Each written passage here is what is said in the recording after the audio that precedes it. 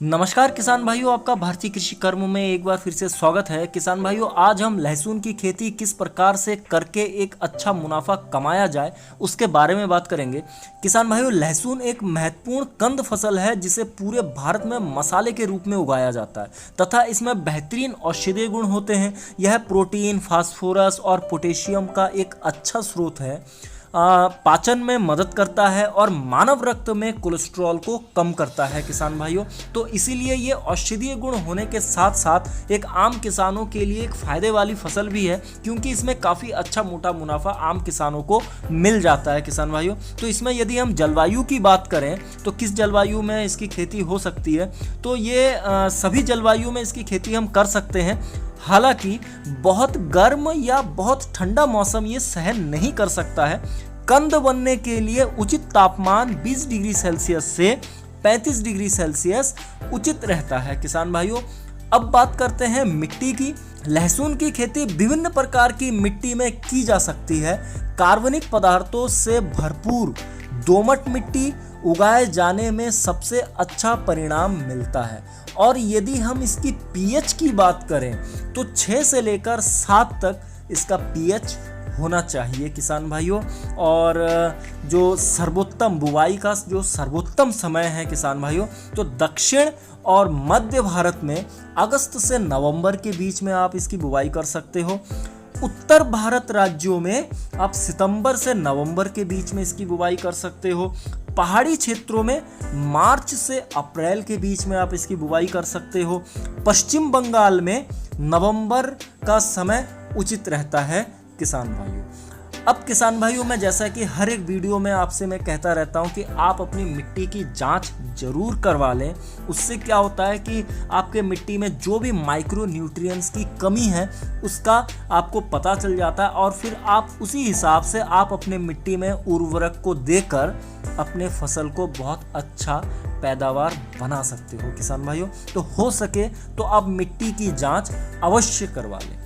किसान भाइयों, अब खेत की तैयारी कैसे करनी है, तो तेज धूप वाले दिन अपने खेत की गहरी जुताई करें तथा पिछली फसल के अवशेषों को खेत से हटा दें और 2 से 3 बार खेत की जुताई करें, और हर एक जुताई के समय आप पाटा लगा दें तथा आप अपने खेत में 100 किलोग्राम नीम की खली और 6 टन सड़ी हुई गोबर की खाद यदि आप प्रति एकड़ के हिसाब से इसमें देते हो तो काफ़ी अच्छा आपको इसमें पैदावार देखने को मिलता है। तथा आखिरी जुताई में आप 30 kilogram urea, 125 kilogram single super phosphate, 34 kilogram muriate of potash, 6 kilogram carbofuran, 3% CG, 8 से 10 किलोग्राम जिंक सल्फेट प्रति एकड़ के दर से आप अपने खेतों में किसान भाइयों दे सकते हो।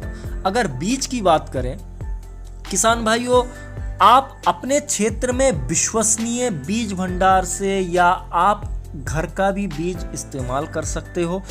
आनुवांशिक रूप से शुद्ध कलियां चुनें। बुवाई के लिए रोग और चोटों से मुक्त स्वस्थ कलियां या कंद का उपयोग करें। 1 एकड़ रोपण के लिए लगभग आप 200 से 220 किलोग्राम कलियों की आवश्यकता होती है। तो आप इसका बीज आप इस तरीके से किसान भाइयों आप ले सकते हो। अब बीज उपचार करना भी किसान भाइयों काफ़ी ज़रूरी होता है, ये आपको पता ही है, क्योंकि उससे काफ़ी आपके जो बीमारियां हैं जड़ों से संबंधित उससे काफ़ी ज़्यादा निजात मिल जाता है। तो आप यदि बीज उपचार करते हैं तो आप थायरम 80% WP 2 ग्राम प्रति किलोग्राम बीज की दर से घोल तैयार करें तथा 40 मिनट तक छांव में सुखा लें। किसान भाइयों, इससे आपका बीज उपचार करने से काफ़ी अच्छा होगा। अब समतल कैरियां किस तरीके से, अगर आप समतल कैरियों में यदि आप बुवाई कर रहे हो लहसुन की, तो आप क्या कर सकते हो किसान भाइयों, 5 से 7.5 सेंटीमीटर गहराई में इस लहसुन के जो कलियां हैं उसको आप बो सकते हो। उन्हीं पंक्तियों में 7.5 सेंटीमीटर की दूरी पर बोया जाता है और पंक्तियों के बीच 15 सेंटीमीटर की दूरी रखी जाती है, और फिर इन्हें ढीली मिट्टी से इसको ढक देते हैं किसान भाइयों। और ढकने के बाद 1 से 5 दिन बाद यदि आप देखें आपके खेत में नमी कम है तो इसकी उचित नमी आप बनाए रखें, उस हिसाब से आप उसमें हल्की आप सिंचाई कर सकते हो किसान भाइयों। और इसके बाद यदि हम ड्रिंचिंग की बात करें कि आपको ड्रिंचिंग कैसे करना है, तो नमी और मिट्टी जनित फफूंद के संक्रमण को नियंत्रित करने के लिए आप कॉपर ऑक्सीक्लोराइड 50% WP 250 ग्राम 200 लीटर पानी में प्रति एकड़ में मिलाकर पौधों के जड़ों के पास आप भिगा सकते हो किसान भाइयों। इससे काफ़ी अच्छा होगा आपका। और आपके खेत में 15 से 20 दिन बाद यदि रस चूसने वाले कीटों का प्रकोप यदि आप देख रहे हो तो थाइमोक्सम 25% WG 100 ग्राम 200 लीटर पानी में मिलाकर आप अपने खेतों पे छिड़काव किसान भाइयों कर सकते हो। इससे जो रस चूसने वाले कीट होते हैं उससे आपको निजात मिल जाएगा किसान भाइयों। और समय समय पे जैसा हम कह रहे हैं कि आप सिंचाई करते रहिए। अब सिंचाई आप बोरवेल से भी सिंचाई कर सकते हैं, स्प्रिंकल से भी कर सकते हैं, लेकिन बोरवेल से सिंचाई करना मतलब फ्लड इरिगेशन से यदि आप सिंचाई करते हैं तो ज़्यादा अच्छा होता है किसान भाइयों आपके लिए। और इसके बाद जब आपका पौधा 26 से 28 दिन हो जाए और आपको यदि फफूंद जनित रोग उसमें अगर दिखाई दे तो आप कार्बेंडाज़ाइम 12% तथा मैनकोजेब 63% WP 400 ग्राम 200 लीटर पानी में प्रति एकड़ के हिसाब से मिलाकर आप पत्तों पे छिड़काव कर सकते हैं। और आप 20 से 23 दिन बाद बुवाई के मल्टी माइक्रो न्यूट्रिएंट का मिक्सचर जो आपका होता है आप 500 मिलीलीटर को 200 लीटर पानी में मिलाकर पत्तों पे छिड़काव कर सकते हैं। तो इससे आपको काफ़ी अच्छा उपज मिल जाएगा।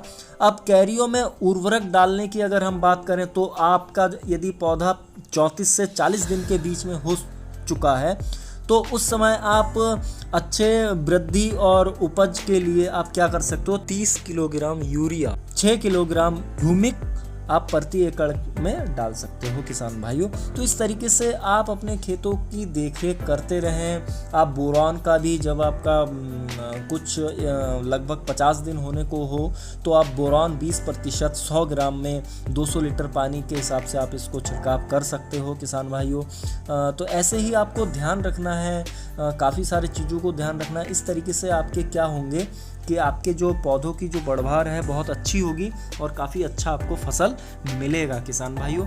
और आपके आसपास यदि कोई डॉक्टर हो जो खेती से संबंधित काफ़ी अच्छा जानकार रखता हो तो आप उनके संपर्क में भी रहते हैं और वो जिस तरीके से जैसा आपको उपाय दें आप उस तरीके से भी आप कर सकते हो। तो आशा करता हूँ मैंने आपको जो समझाया है और मैंने जो बताने की कोशिश करी है आपको समझ में आ गया है। तो मिलते हैं हम किसी अगले नए वीडियो में, तब तक के लिए धन्यवाद। आपका दिन शुभ हो। जय हिंद।